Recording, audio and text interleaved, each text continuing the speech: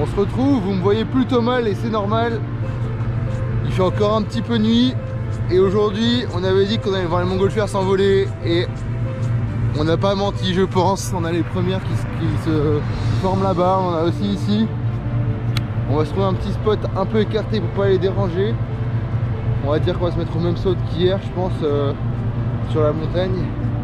Et je vais sortir le drone si possible, ça va être trop cool, je pense.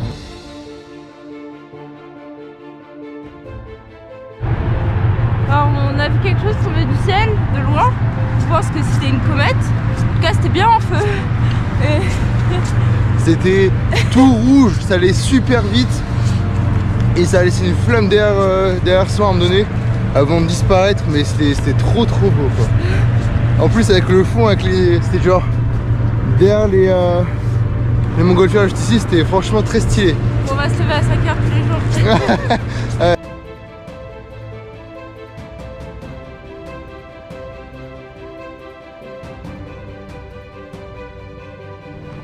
Bon, après peut-être 45 minutes de marche, on vient d'arriver en haut de la montagne où on était hier. Et on a une vue sur les montgolfières. Regardez ça, c'est extra. Et non, attends, juste une chose, c'est que le soleil se lève, ça va être incroyable. Il va arriver comme hier, derrière la montagne là-bas. Et je vais sortir le drone pour faire des petits plans.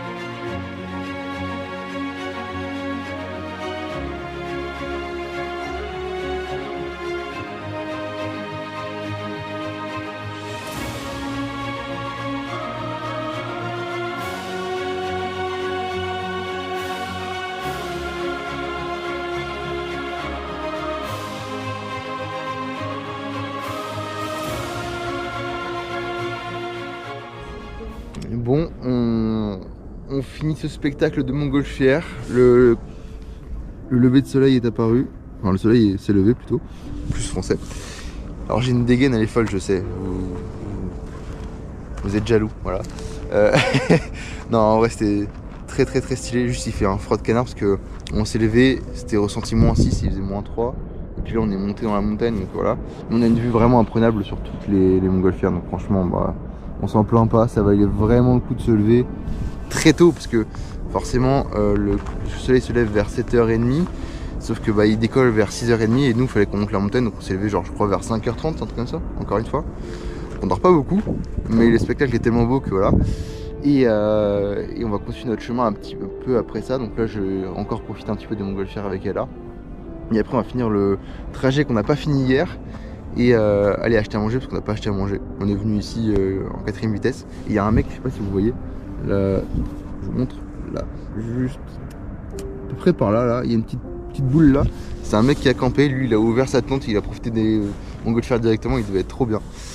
Je vais vous remettre un petit peu les montgolfières, mais vous voyez qu'il y en a beaucoup moins déjà dans le ciel, la plupart sont redescendus. Parce qu'en fait il y a 2 créneaux, il y a le premier créneau qui se lève genre peut-être à 7h il s'envole, et le deuxième créneau c'est 7h30, donc il en reste quelques-unes dans les airs 7h30, mais les principales sont retombées, donc c'est pour ça que si jamais vous le faites, je vous conseille de prendre le premier créneau, parce que dans tous les cas vous aurez le lever de soleil, vous serez avec toutes les autres montgolfières, ce sera beaucoup plus sympa. Donc voilà, tout simplement. Et puis bah je vous laisse et on se retrouve juste après.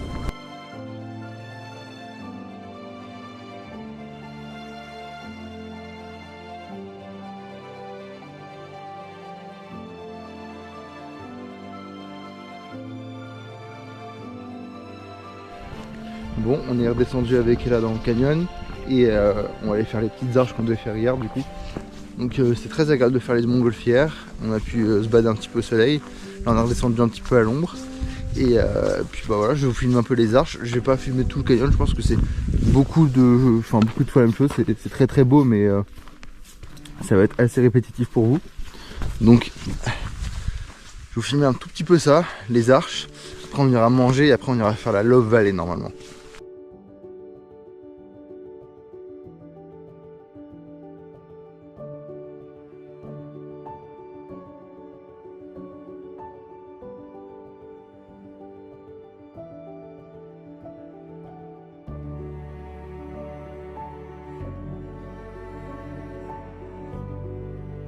On vient de croiser un monsieur super gentil. Alors on est dans le canyon, donc c'est vraiment perdu. Je vous montre un petit peu le café. Donc là il y a un café qui est en souterrain et qui donne sur des comment ça s'appelle, sur les roches. Et il a un petit jardin aussi. Et il a une petite cuisine aussi souterraine. C'est très cool. Et il nous a fait visiter tout ça. C'est très gentil. Et il dit qu'en été ça marche, enfin en hiver ça marche pas très bien. Ça marche un peu mieux en été, mais c'est vrai que là pour l'instant il n'y a pas grand monde. Mais c'est très original. Franchement le café est perdu, mais là il est bien, le monsieur il est tranquille, il profite de la nature vraiment.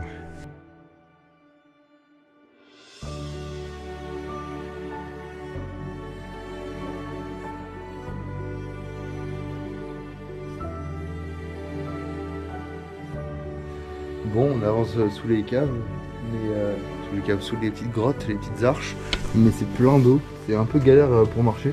C'est très beau ceci bien, mais vraiment très peu pratique.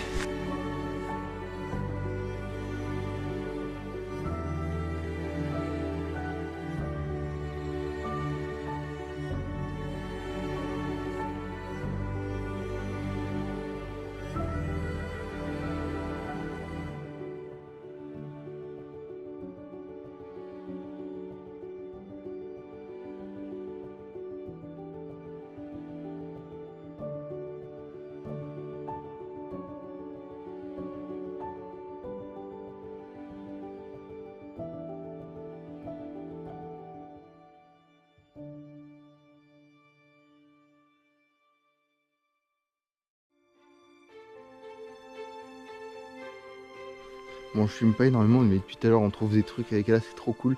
Il y a des grottes, comme vous avez pu voir, c'était une église qu'on a visitée tout à l'heure. Là on se balade à travers le canyon et en fait il y a plein de choses à voir, il y a plein de détails, on s'arrête toutes les 2 minutes. Du coup on a toujours pas fini, on a même pas avancé. Et on vient de trouver un puits souterrain qui était super beau. Et avec une personne avec nous, donc on peut se balader vraiment à notre rythme tranquillement. Vous avez plein de maisons de troglodytes qui sont là. C'est vraiment très cool. On a vraiment l'impression d'être dans un jeu vidéo et d'avoir plein de quêtes secondaires à faire.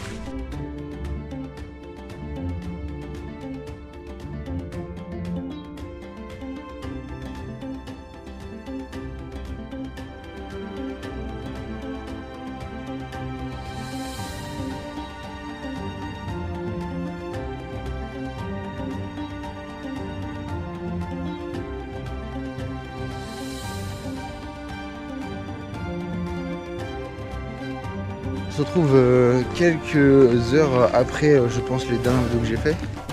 Alors, on a mangé entre temps avec Ella, on est retourné au logement et tout ça.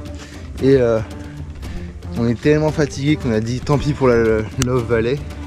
Alors, je vais vous donner 2-3 petites infos dessus.